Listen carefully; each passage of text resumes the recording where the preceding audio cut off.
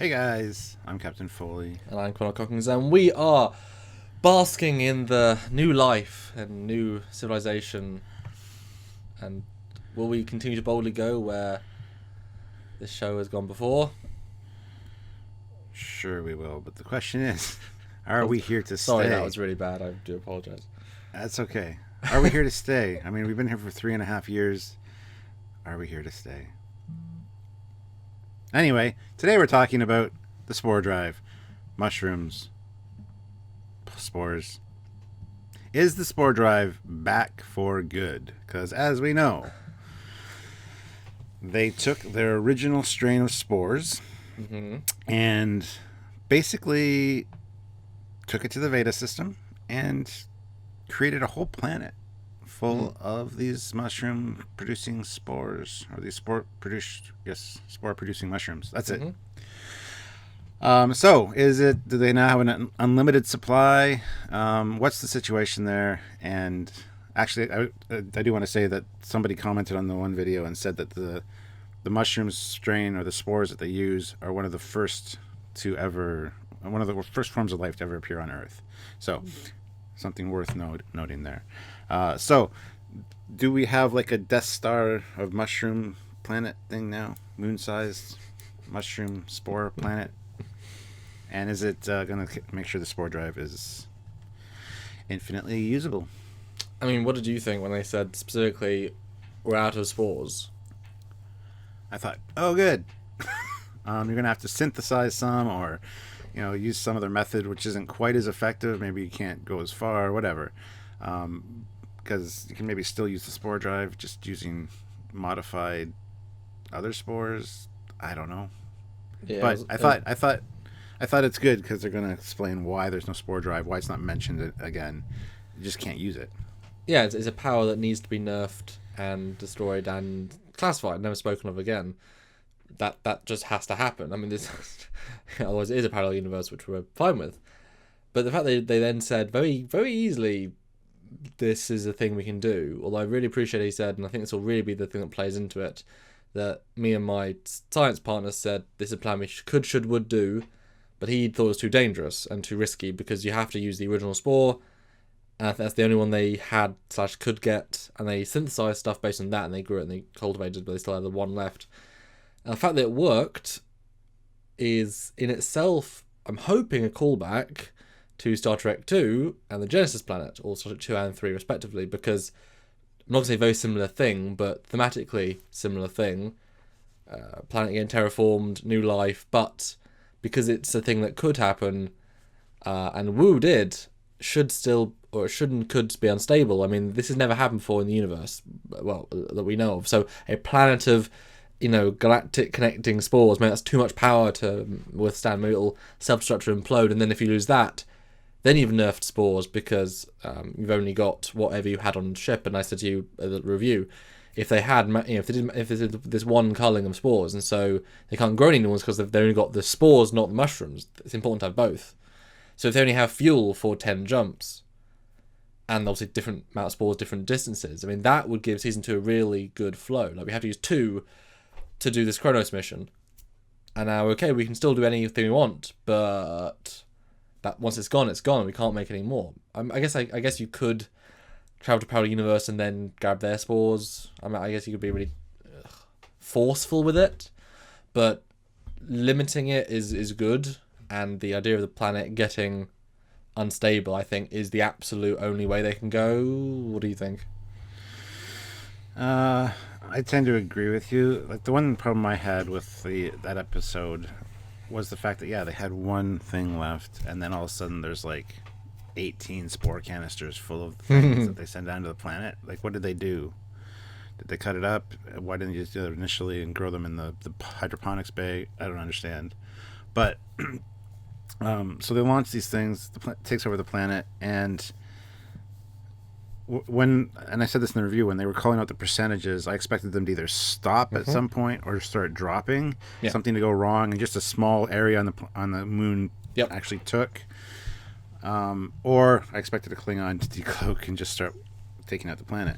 Now, interestingly enough, in the trailer for the next one, there is a shot of a planet that looks like it's atmosphere just ionized. Could be that that's the mushroom moon. Maybe the Klingons did find it. The Discovery's already taken all the spores they need for whatever, filled up other canisters. But the Klingons take out the moon. I'd like to think that's what happens, but I have a feeling no. I have a feeling that's actually Kronos we see, and it's at the very end of the episode, and it's like, now all life on Kronos is dead from whatever we did. So... and that's going to be the cliffhanger, and it's going to be like... Oh, so, I didn't know the entire Klingon race dies in the 22nd century. That's new. Yeah, so I think something does have to happen to the planet. Maybe they take for a little while, and then they start to die off.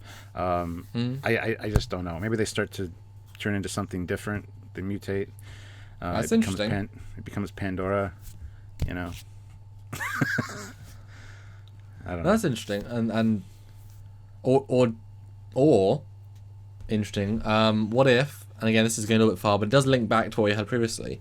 So we know that in Mirror Universe, the other Stamets were a way of harnessing spore power, and that poisoned the network in their universe. They managed to stop it, but it was poisoning the network, and that would eventually spread to this network. Well, what if the Klingons, who've now seen spore drive working ish, whatever, and maybe there was some data left over from, Takuma's ship that as it exploded, a data core was, you know what I mean? Things can happen, whatever. Maybe they had enough scans of the spores to work, or something they contrive. But hey, what if they're developing spores, or one of their scientists said, hey, this looks like this could be my serial-based travel system. And so they're working on stuff, but rather than for travel, it's more about for big weapons. They're in a war, and so they start to cause problems on their network, which then that poisons the spores on this planet. So the Klingons, ironically mirroring the Mirror Stamets, poison the spores in our galaxy. At least that set, and once they're dead, you can't bring them back. Even if the spore network is fine, those ones could be killed. That's a lot more processes to get. I'd rather, like I said, a ship decloaks and just shoots and destroys the planet. I mean, that's a much cleaner one-scene solution. For example, maybe Tyler gets loose, because maybe like every time he dreams, every time he sleeps, Vok takes over, which would be quite interesting. And then he lets L'Rell free, and then she sends a message to the Klingons, and then they come and destroy the planet. That would be a reasonably clean and easy way. Wow, I just threw out a whole new thing we should have talked about in our Tyler discussion. Yeah. But would the Klingons really want to destroy the planet? I mean, they know the Discovery can spore jump. That being said, they do also know that Discovery got destroyed. Yeah. So they could assume that was the Discovery that was jumping everywhere. Great victory. We destroyed this god ship that they had. But then the real Discovery comes back, jumps into Starbase 1, gets scanned.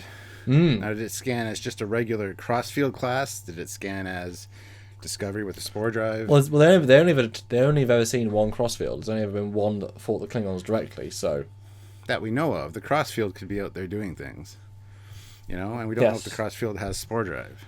They might have built more, because Discovery was a success. Very much so. Well, they said they were starting to fit the fleet with spore drive technology, remember? Yeah, what happened with that? I don't know. But now they also have the cloaking algorithm, so now they can detect cloaked ships too. So, I don't know. I don't think the Klingons would necessarily want to destroy the planet if they knew that Discovery was still around. I think they'd want to seize that, especially because the L'Rell's on it. Well, they don't know the L'Rell's on it. They don't even care about L'Rell. She's a traitor and been dead for a year, so... If, as you said, she escapes, contact somebody. Yep.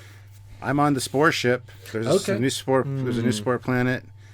We got unlimited amount of spores. We can jump anywhere. Come and take over this ship. The ship is jumping into the caverns underneath Kronos. Have a few ships ready. Something. I don't know. Yeah, that kind of breaks it down a little bit, because you're right. Why wouldn't they just jump away if they appeared? Yeah, so that okay. The spore drive, I think it's back for as long as it needs to be, obviously. That's how the writing works. It could be 7 seasons with the spore drive. And then the last jump, it's like a Lost in Space thing where they jump and nobody knows where they went. They're just gone. And so Starfleet is like, that was a failure. Let's never do that again. I don't know. Well, I watched an interview with the people who made the show as it was coming out, and they were saying that, trust us, every single continuity issue will all be addressed in time. Trust us, give us time. So that's them saying the spore drive will stop being a thing. Because they said, they said if we hit the 7-year run, or I guess the 8-year run to hit TOS, by the time we hit TOS, it'll look like TOS. Which was quite a ballsy thing to say, really. Although, wouldn't it be great if in 6 years we're at season, I guess, 7 at that point, and now things are turning into that. And it's like, wow. Cool. Weird. Yeah, cool. This was done so well. Look at season 1 where we're all like, what's going on? I'm sure that could be the case. I mean, season 2, easy thing just to fix, just change the silvers and the greys to more of the whites and creams of the corridors that make it feel more TOS. Add more of the blue. Change the blues into blues, orange, and reds of the L cars. Boom, easy. Change the captain's chair to something a bit more TOS-y, just a smidge. Just have, and then make the bridge like 30% smaller. Straight away, be more TOS-y, more consistent. Do you think? Well, okay. Do you think Discovery was going to get destroyed? Because the Enterprise got destroyed, Enterprise A, and then the B, and then Star Trek Forward the D, and then the E. Why shouldn't we have the Discovery A? Because then you can take away it being... Because if the show's about Discovery, about the discovering, or it wasn't about discovering anything, the class, or the ship, sorry, it could still be Discovery A, couldn't it? No. Why not? Because the Enterprise was the only one that had the prefix. And also, for a very specific reason. And also, it was the only one that saw the mirror universe, and it was the only one that did this, and it was the first one to have this, and it's and it was the flagship of the fleet. That's why it got that designation of having. Because we've seen the Defiant go from a Constitution class to the Defiant in Deep Space Nine. Mm-hmm. The names change, the registries change. Unless you're the flagship, then you get the name, and the registry number carries over, and you get the suffix, not prefix, the suffix at the end. That's the reasoning behind that. Yeah, and because yeah. In my headcanon universe, there's at least a dozen that have an A, a B, a C. It's just really important ships. If it's a reason, have a reason. I mean, why not? If Excelsior is really good, I mean, he could have done more things than Kirk. Give Excelsior A.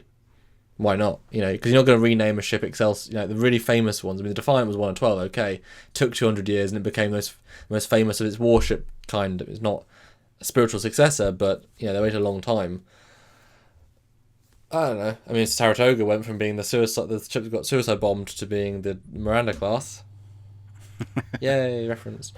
That didn't take very long for it to get recommissioned, did it then? No, it usually doesn't, because they usually... But, anyway. They got the suffix because they saved Earth and got a new ship. Well, A slapped on it. Well, if Discovery is the one that can travel the universe, time and space, and it saves the Klingon War... Kirk never saved a Klingon War until after A, so I think that would justify Discovery A. And then you have the new version, which looks more like TOS. You don't think that'd be a good way of bringing it back in, and then you get shrink the cells because everything's advanced? Wouldn't that be the most obvious developmental thing? So they win the war, they succeed, they go out to Earth on a either blow uppy ship or on a Klingon fighter, they steal and they go back and get great Star Trek 4 shot of Discovery, refined, better, more TOS. That'd be cool. Discovery A. But they better not do it A. That would just be stupid. A? They can't do that. Sorry. I completely disagree. It's never been stated in canon specifically, but not that canon really is too much of a thing for these guys. A lot of people are on your side. A lot of people are on my side. My side is just the Enterprise. Older. Smarter, wiser. Well, that's right. No. Anyway, so I don't know what's going to happen to this mycelial moon. I mean, it's going to get destroyed, blown up, or even... Ooh, new idea. Little old tardigrade comes back, lets him refuel, says, guys, you are not okay to have this. Flies down on the planet and goes... And it jumps away. So he steals the planet of fuel. Right? I mean, he can do that. We speculated the tardigrade is going to come back at some point. Mm-hmm. At some moment when we're not expecting it and save the day or something, yes. Yep. Being an easy out. a being that can traverse a network of instant possibilities. I mean, that'd be a good one. What do you guys think? Well, if it doesn't go though, and we get season 2 and spores still a thing, I think I said in the review, if the Discovery loses its spore drivability, there's no point of the ship. It's not special, it's not interesting, it's not advanced specifically. It's just that one way advanced, and the crew is only special because Lorca got the ship and Lorca picked the crew. The crew and a lot of them are really good scientists, but they're not like the best either. Like some of the best people in the Constitution classes, that's the point.